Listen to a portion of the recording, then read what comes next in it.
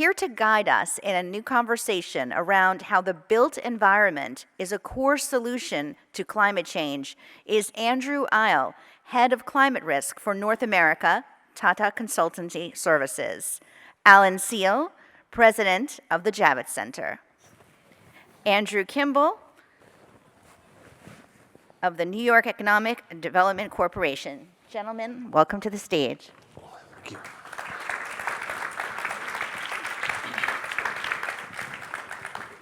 Thank you so much, Bonnie. Good afternoon, everyone. We are here to delve into the daunting challenges and exciting opportunities around the built environment. And as you just heard, the built environment covers a number of different sub-areas. It covers construction materials, it includes the process of construction, and it includes building performance. We've heard a lot over the course of this week at this event about opportunities for climate solutions, solving climate challenges, but I think many of us don't always realize how important the built environment is to driving climate solutions. When we think about climate, perhaps we think about energy use, we think about electricity, we think about transportation, how we move around, maybe the food we eat, but the built environment really is critical. It's all around us, and yet it is essential to solving the climate challenge. And so let me set the stage here before I dive into this conversation with our great panelists today with a few statistics about the built environment. The International Energy Agency puts the share of greenhouse gas emissions attributable to buildings at 39%. And in a big urban environment like New York City, 70% of the emissions are related to the building sector. Second, due to population growth, economic development, and urbanization, in populous emerging markets like India, Nigeria, Pakistan, Indonesia, and the Philippines, fully 1/2 of all the buildings that will stand in 2050 have yet to be built. So entire cities, entire sections of countries are an opportunity that is staring us in the face to bring about new solutions and innovations that are not already standing today. And the scale of this construction is really astounding. To take the case of China, which has already completed much of its build-out, over the 2010s, the country of China built 7 million apartments every year. That's 7 New York cities every year. So this is a huge scale issue. And let's just think about all of the cement, glass, steel, and other materials that go into that and their resource implications. And then let's talk a little bit about energy use of buildings. There are about 1.6 billion buildings worldwide that use air conditioning. And that number is expected to grow to 5.6 billion by 2050, which means that approximately 10 new air conditioning units will be sold every second for the next 30 years. So this is a big problem. And so how do we get there by deploying new innovative solutions to make this source of the climate problem a driver of solutions? And so to tackle this issue and unpack some of these elements, I'm, as you've heard, joined by Andrew Kimball, President of the New York City Economic Development Corporation. You have a bird's eye view of the policies and economic catalysts to investment in the largest city in the country. And Alan Steele, president of this fabulous convention center, and a leading example today of the built environment's potential for sustainable transformation. We also are joined remotely via video by Mark Rayfield, who is the CEO of Saint-Gobain North America, part of one of the most experienced and technologically advanced manufacturers of building materials worldwide. And so, Mark, thank you for joining us. Since you couldn't be with us today, let's start with you. And so tell us a little bit about Saint-Gobain on the essential building solutions and products used in construction that Saint-Gobain produces. What are the innovations that are going on in this space, and how can we think about construction as a climate solution? Thank you, Andrew, for the introduction. And I'm sorry I couldn't be there live with you, but thank you for letting me join remotely. And also thank you for setting up the context so well on what a huge impact the built environment has, generating, as you say, 40% of the greenhouse gas emission, and only increasing as we get to more urbanization. As you talk about that and the energy crisis in Europe, it's an excellent example of when you talk about the challenges coming this winter, it's not because more cars are being driven or more planes are being flown. It's because as Europe gets colder, the buildings use more energy. So it shows the impact on energy security and economics that the built environment can make. And really the focus of Saint-Gobain is to look at ways to decarbonize the built environment, whether it be through cement additives to decarbonize cement, which is one of the largest contributors when it comes to construction and greenhouse gases, or really to find ways to drive light and sustainable construction using systems. So insulation and air and vapor barriers and roofing systems that work together, along with things such as electrochromatic glass, which I know is in the building that you have there, to put together a system that creates an energy efficient environment, an aesthetically pleasing environment, and one that is still economical to build. And I think what we're trying to do is develop those solutions to get them more in the mainstream so that people, whether they're renovating their houses in Europe or doing new construction in the US, are looking at sustainable solutions and looking at the long-term performance of their buildings and understanding that by building in a more sustainable way with these systems, you end up not only having a massive impact on the carbon footprint of the world, but a very personal impact on the cost to operate your house, to operate your building, and the comfort that you can have in that building. Thank you, Mark. So I'm really eager to learn a little bit more about how this sustainable building transformation can happen and what some of the approaches are that Saint-Gobain is taking. Would this be a good time to go to the video that I know you've queued up for us, I think? So let's go to the video to hear a bit more. Home, a fundamental need since the dawn of humankind. A universal aspiration shaped by specific needs, depending on where we live on the planet. A harmonious interplay of material and emotional components, personal and shared experiences. Infinitely small individual homes and our infinitely vast shared home, the planet. A challenge that's never been more essential for society, to reconcile performance and comfort while preserving resources. As historical market leaders, we now have the responsibility and the power to better inhabit the world, making. For more than 350 years, we are manufacturers and distributors. We design materials and solutions that have a tangible, positive impact on people's lives, including the way they work, take care of themselves, and travel. The world. We are a worldwide, multi-local organization with a global ambition to protect our planet and invent a more sustainable future. A better, dedicated with continuously improving and innovating. Our teams work hand in hand with our partners to imagine solutions that enhance people's individual quality of life and address the social, societal, and environmental challenges facing the planet. We care about our employees, our customers, and our communities. Home. We build places that spark dreams and aspirations. And we work every day to make the world a more beautiful and more sustainable home for us all to live in. Making the world a better home. That's our purpose. Thank you, Mark. That was great, and I think really gave us a good snapshot of how building materials are a potential transformative driver for the built environment. So Alan, I'd like to turn to you now. First of all, thank you so much for hosting us at this absolutely gorgeous facility. And I'm aware that the Javits Center has undergone a complete transformation in recent years. And I'd love to hear more about this vision and how you've executed it and what the results have been. Well, I have to say, not all of it was planned.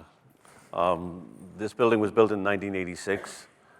It was probably designed before the technology that was used to build it was adequate. And as a result, the roof of the building leaked from almost the first day the building opened. By the time it got to about 2005, we had about 400 diapers in the ceiling of the building containing rainwater that would leak through the roof. And as you can imagine, on occasions, when they became a little too heavy to bear, they would disgorge their contents on everyone down below in the exhibition hall. Not a good place to be for a business where you're trying to attract crowds. So a decision was made to renovate the building, and we were very fortunate that the architectural firm, FX Fowle, Bruce Fowle in particular, came into that position and had a view of the building which he shared with the board and which the board authorized that included two primary issues for us. One was to change the glass-faced facade from a reflective black glass to a glass you could see through and which would lighten the entire building, but also that contained frits. And what frits did was to make the glass visible to birds as an obstruction. Javits was the biggest killer of birds in New York City. We used to kill about 4,500 birds a year. And the fritted glass enables birds to see that there is an obstruction there and to fly away from it rather than flying into it. So that was a huge change for us. It changed a lot of mindsets, it changed a lot of thought processes. And at the same time, we were putting on a green roof. The green roof went under the existing roof. It was not restructured. It was about 1/4 of an inch of soil, and sedum was placed on that. It helped us to reduce our energy costs by about 26% once the construction was finished. And it changed the mindset of many of us who worked in the building, because suddenly we went from being a place that was killing birds to being a place where birds could rest. And now we have 41 species of birds on the roof. We were hoping today that the bald eagle that's been circling over the Hudson River would come to roost on the roof so we could claim 42, but it hasn't done that yet. We have 5 species of bats, and we have almost 1 million bees. What has that done for us? It's changed the way the building functions internally. We're a much more energy efficient building as a result of it. But culturally, it's changed the way we think about ourselves, and it's led to many of the other innovations that you see, particularly the farm, which we now have on our expansion, the solar panels, which are we just finished installing, and other projects of that kind. It's made us think about our business through a different lens than we did before. So I don't know that we know all the solutions, but we know that unless we all start asking ourselves the question, we'll never get to the solution. Well, as the parent of a toddler, that diaper metaphor is very vivid. Yeah. So anything sounds like an improvement on that, but Yes, it's it is. truly been a stunning transformation. Yeah. I'm struck by the fact that you said it wasn't all planned from the outset. Could you talk a little bit about what was in the original vision versus what sort of emerged over time? Well, I think if you think back to when this was first contemplated, it was 2006, 2007. Sustainability as an issue was not at the forefront of many people's minds. And for the board, who was charged with managing the facility, the issue was how much is it going to cost? And that's where I think the genius of Bruce Fowle came in, because he was able to persuade the board that it really wasn't going to cost any more to do it his way than it would do just to retrofit the building. I'm not sure that was entirely true, but the board believed it, and so we went ahead with the project. We've since been able to demonstrate that the money that was put into the building has been repaid through the savings that we've made in things like electricity costs. You also pointed out that there's a new way of conceiving of the building and of the facility. Were you speaking specifically about those who work at the Javits Center, or did you mean the visitors, or both? Well, until we built the expansion, I think we meant primarily those who worked here. Mm-hmm. But now that when you come here, you can see the green roof, and you can see the solar, and you can see the farm, it kind of changes the perception of those who attend here too. So I think it's a combination, and we're on a progression. The more we can convince people who come here that this is the path to follow, the more change we'll see from others.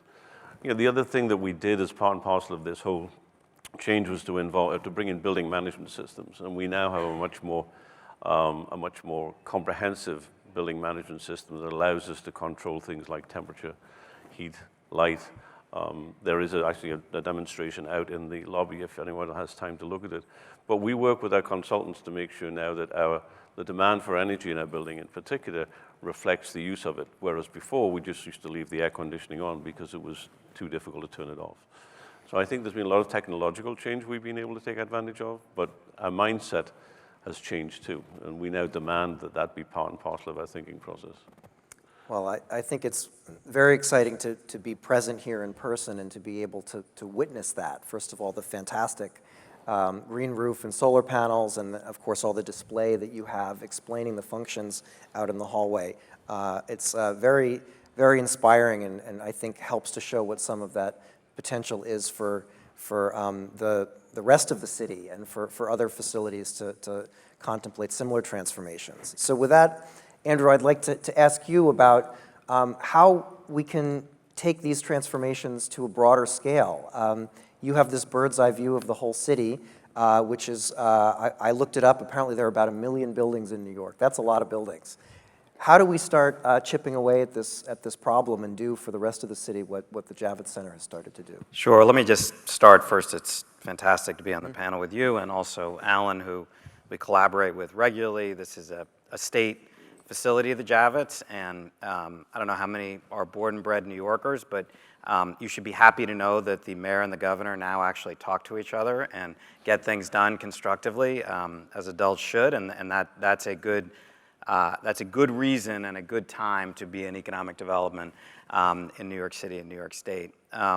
So after 20 years of working on big adaptive reuse projects on the Brooklyn waterfront, first at the Brooklyn Navy Yard and then at Industry City, almost 10 million square feet of space, I decided at 57 to come back into government, in part because Eric Adams, the new mayor, really had a vision for how to bring back New York City's economy, not just in the context of the COVID recovery, but in the context of the existential crisis that cities everywhere, including New York, face around climate change.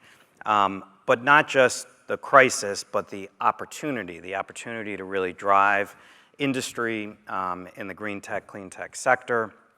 And we're doing that in a slew of ways. We're doing it through supporting the offshore wind industry. We're doing it through our $9 billion capital plan that we have now, building greenways, doing resiliency in terms of flood protection in lower Manhattan, and building buildings that are really state-of-the-art from a green tech, clean tech perspective, including the first net zero library on Staten Island and new hospitals to respond to the modern age of medicine that we all realize that we really need to upgrade for post-COVID. I would say there's sort of 4 areas I'll just hit on quickly in terms of the opportunities that you've described and where we're focused. And a lot of it is because we have access to so much of the built environment. So EDC manages about 66 million square feet of space. That's a lot of space. But the city's Department of Administrative Services manages about 400 million square feet of space. And so we are working very closely in collaboration with them and NYCHA on a slew of initiatives. First is that in order to create a more equitable recovery and really take advantage of the climate crisis and the need to retrofit buildings, we put out an RFP this week to grow our Construct NYC program. Construct NYC started about 5 years ago, really an effort for us to get MWBE entrepreneurs better into the $9 billion pipeline of contracts that we have. So our RFP calls for consulting services so we can expand that now, not just to our portfolio, but to the billions of dollars of construction project that DCAS controls and the 400 million square feet of space that they control. So that's sort of number one.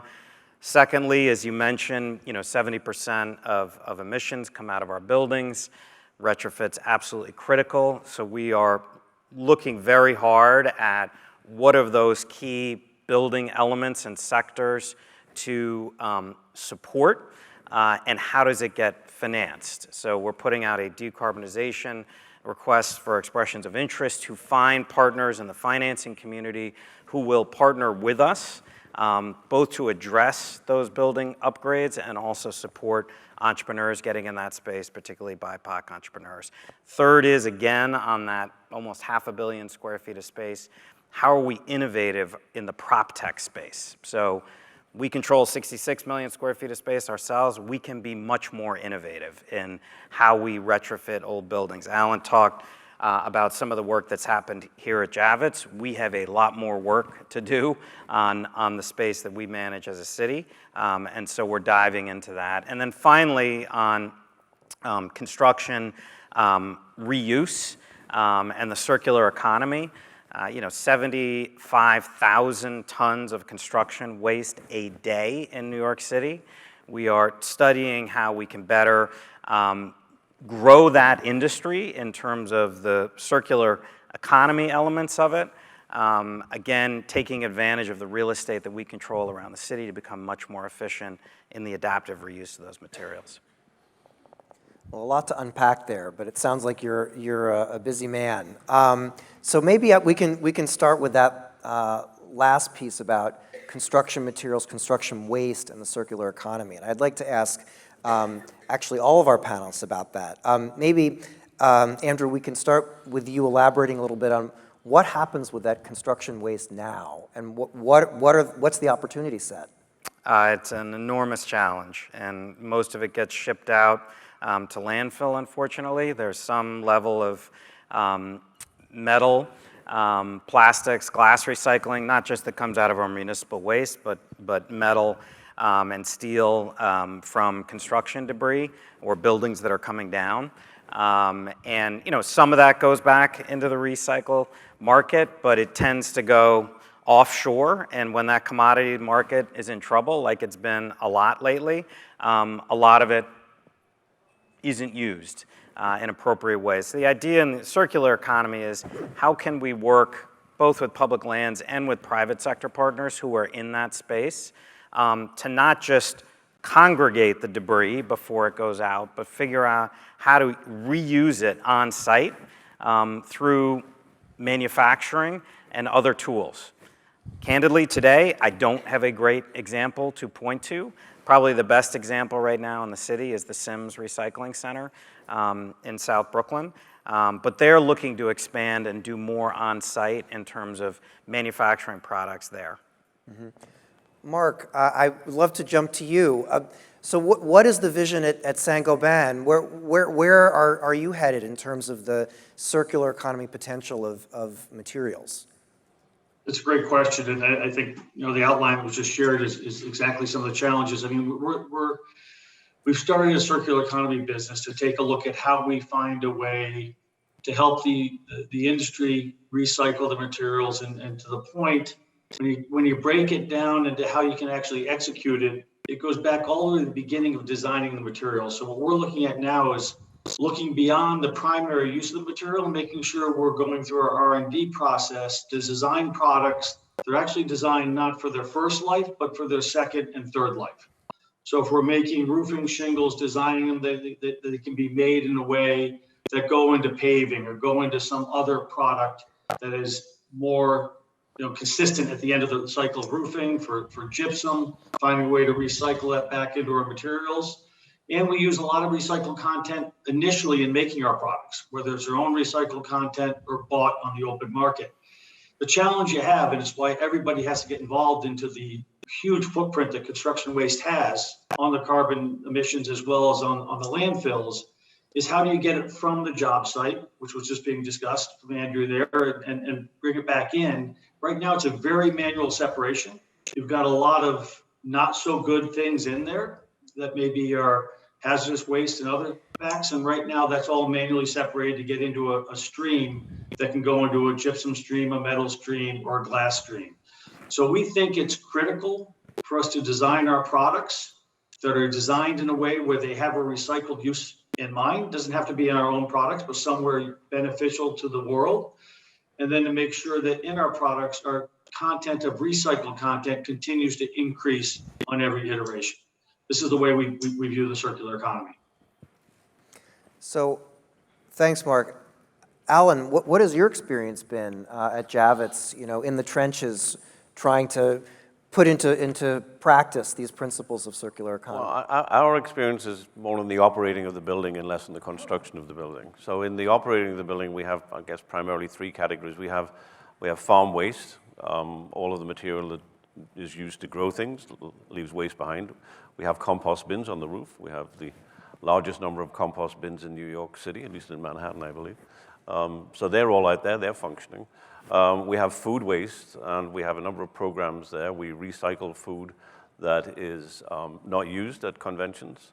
And we also work with Hudson River Park on their food digester program to create waste there. And then we have waste that's created by the events that we produce, or that are produced by our customers. And by that I mean, when you go to an event, quite often someone will decide they're going to take tables and chairs. They maybe go the IKEA route, which is to buy the furniture and chair because it's cheaper for them to bring it in than it is to rent it when they come here. And then when they finish with it, they leave it behind. And our program used to be we would throw all those things out.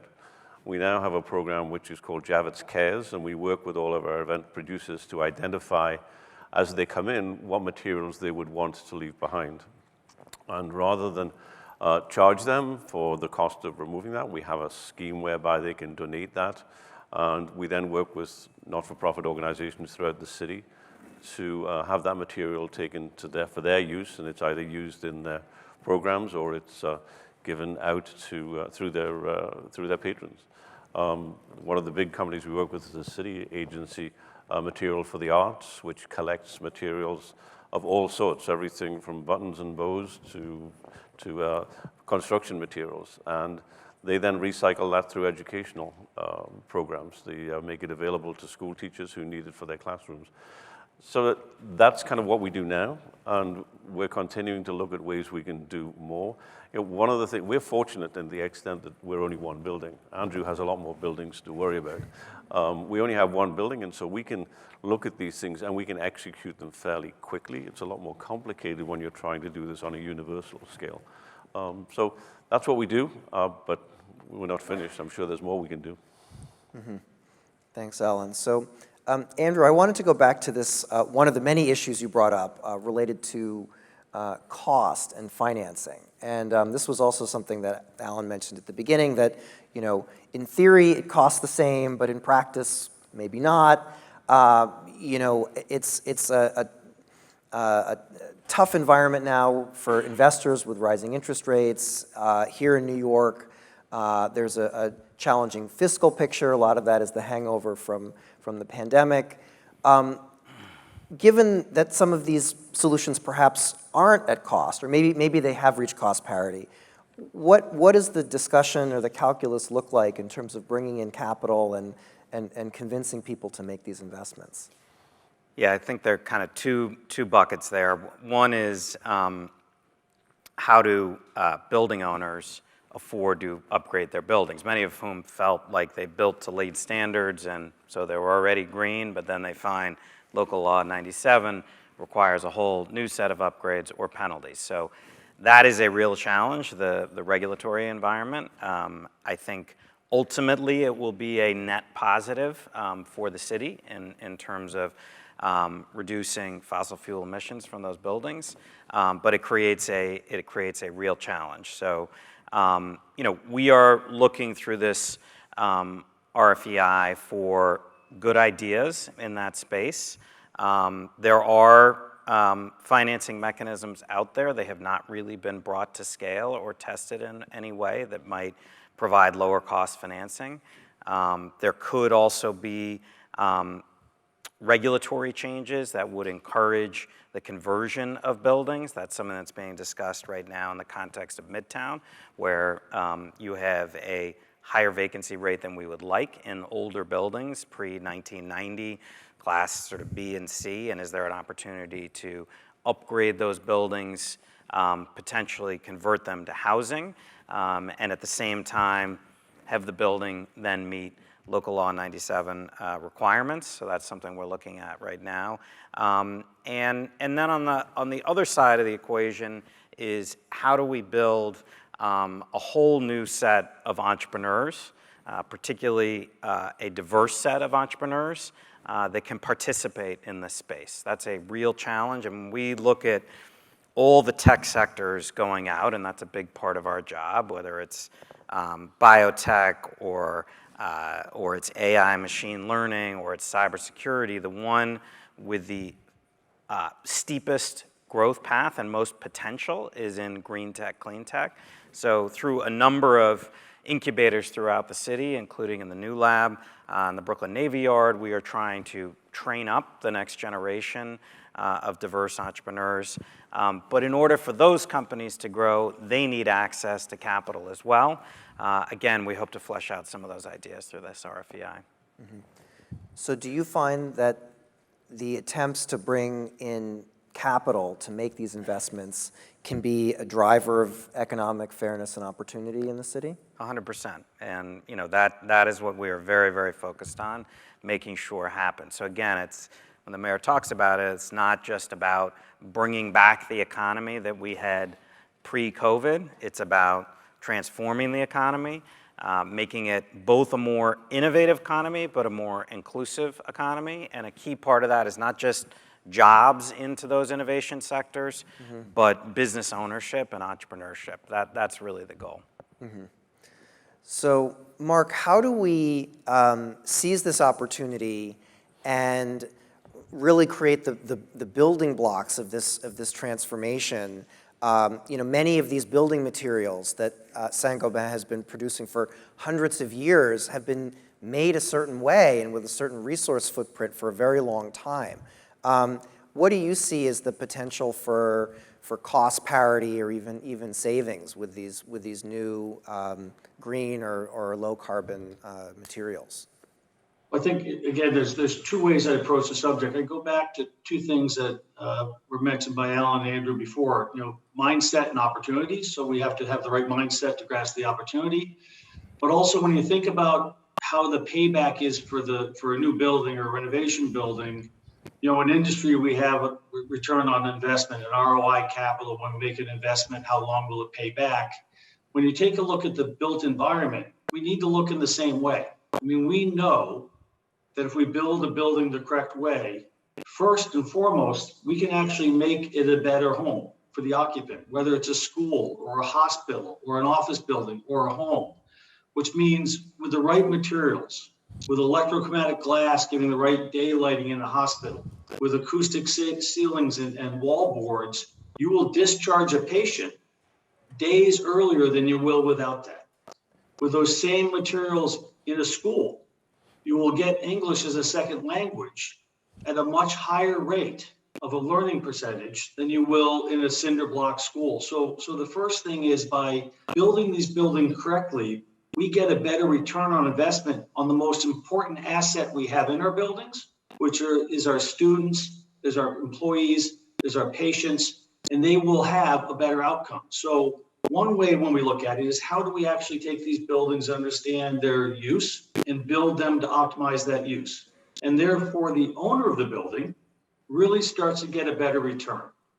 And that's before you even get to the fact that you have a lower energy bill, you have a lower carbon footprint as carbon taxes come into place, and you end up with actually a positive financial return for your home, for your hospital, or for your place of work. So that's a way that we have to look at designing these. And then from our perspective, we have two responsibilities.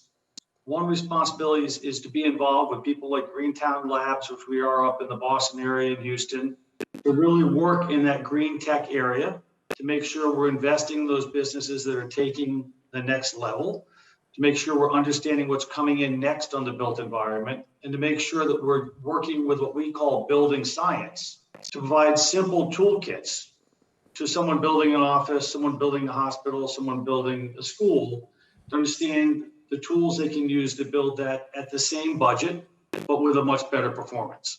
And then on our side, we're literally with 8 R&D centers and over $500 million invested in R&D every year, driving to those next solutions that are either circular or have better recycled content or have better performance of the building. So it's really I guess for us, when we talk about making the world a better home, it's truly a holistic approach across all those areas.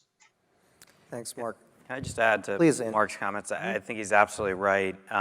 Just a slight twist or an addition to them is one of the reasons I'm so optimistic about the city, despite some of the challenges we face, is that young people overwhelmingly still want to come to New York City. They want to come here because cities, by definition, are more sustainable. It's because there's a great quality of life in the city, there's great culture and diversity.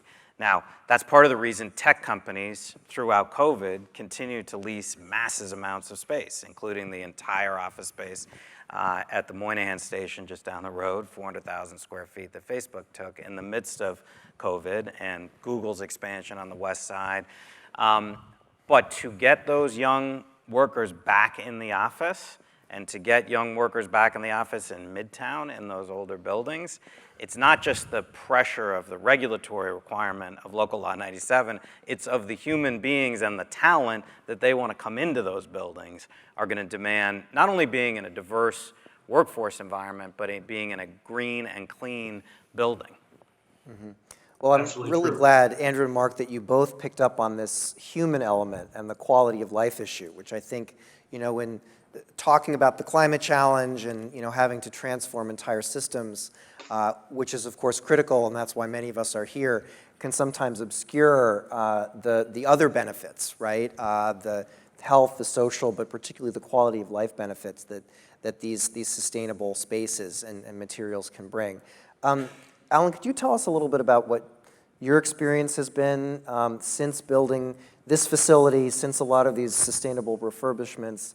How has the quality of life changed? Well, I think I'm going to take it back a little further than just since I came here, because I was born in England in the 1950s before the Clean Air Act. And so I grew up in an environment where I lived next to a coke works, which was next to a steel works, which was across the street from a coal mine.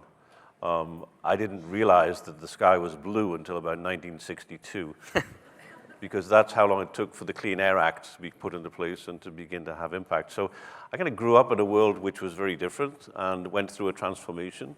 And when I came to Javits and saw the opportunity that the building presented with its green roof and with the freedom from then Governor Cuomo to invest in a building and make it a place where people would want to go, we looked at not just the performance of the building as a building, we looked at it as an environment.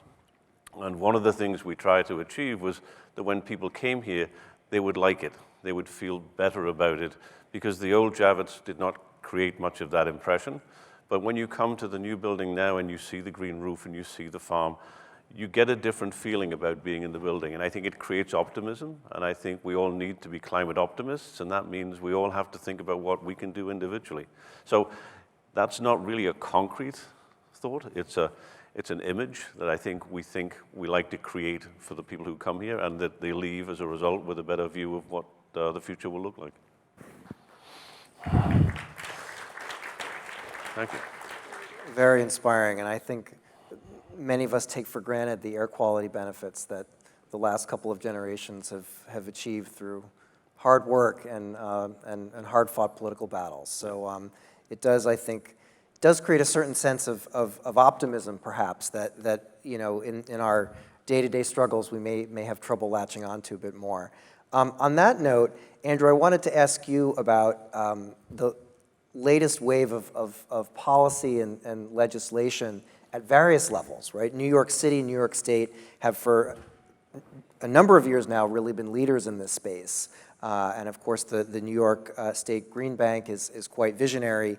We've also had a lot of policy action out of Washington, some of it very unexpected.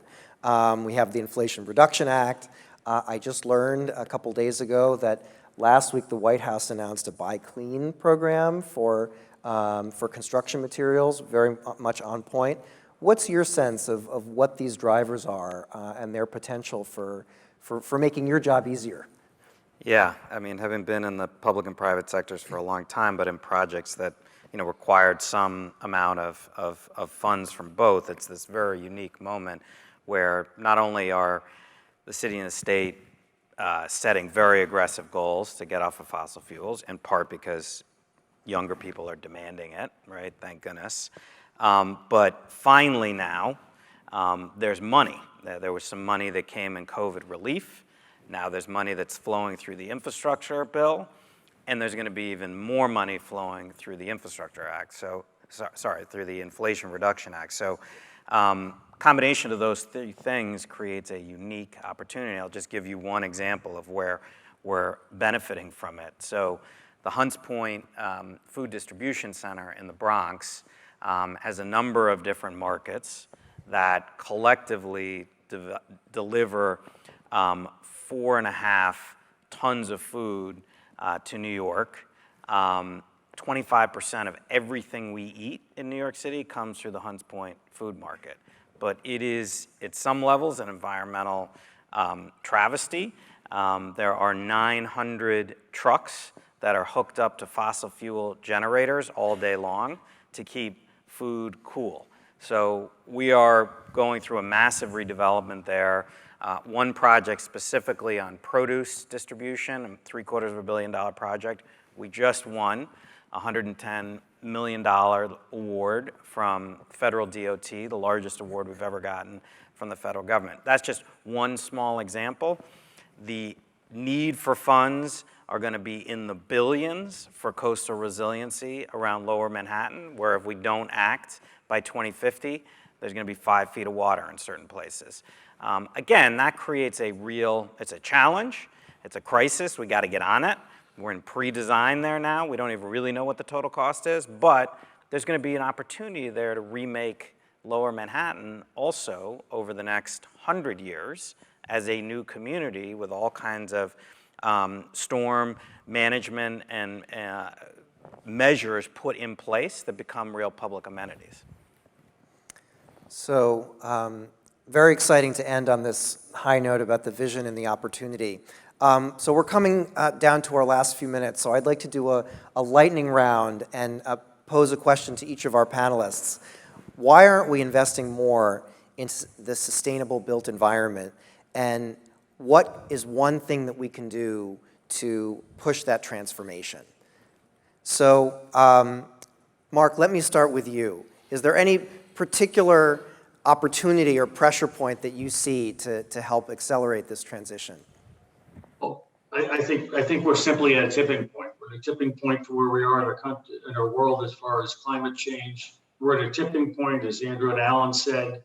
There are employees coming to work for us because they want to make the world a better home. It means something to them. They want to be involved in decarbonizing the construction industry. So we need to harness that energy. And for our industrial perspective, headed towards carbon neutrality in 2050, both on the manufacturing side, we have massive investments going into making sure we can be zero carbon on our production by that period of time, but also to get the message out with some of these investments coming from the government that you can build a sustainable home that's aesthetically pleasing, that is very sustainable, high performance, at a reasonable cost that you perform a normal home. And you can do that for a building, you can do it for a hospital. You just have to have what was said earlier, the mindset to grab the opportunity and realize that this is part of what we need to do to solve the problems of carbon neutrality. Thanks, Mark. So tipping point and mindset. Alan, what's your take? I think this is market driven. We see an insistence from our customers now that we pay attention to sustainable issues.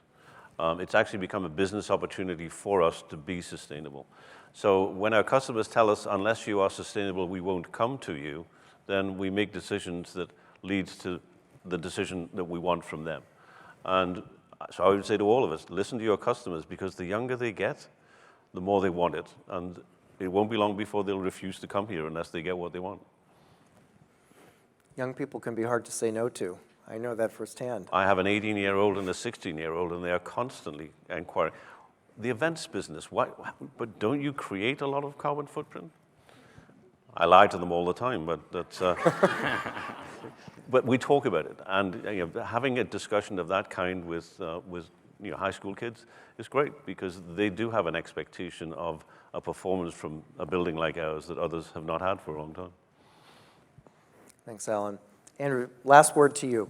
Yeah, two buckets. One is low-cost financing, both for building owners and for entrepreneurs, particularly BIPOC entrepreneurs, to get in the space of building retrofits. Two is much deeper collaboration with the Department of Education for K through 12 and CUNY to create the workforce and future entrepreneurs that are going to have to continue to deal with this crisis going out the next 50 years. I think that's a good note for us to end on. The young people and the transformation of the workforce and opportunity that's going to be created.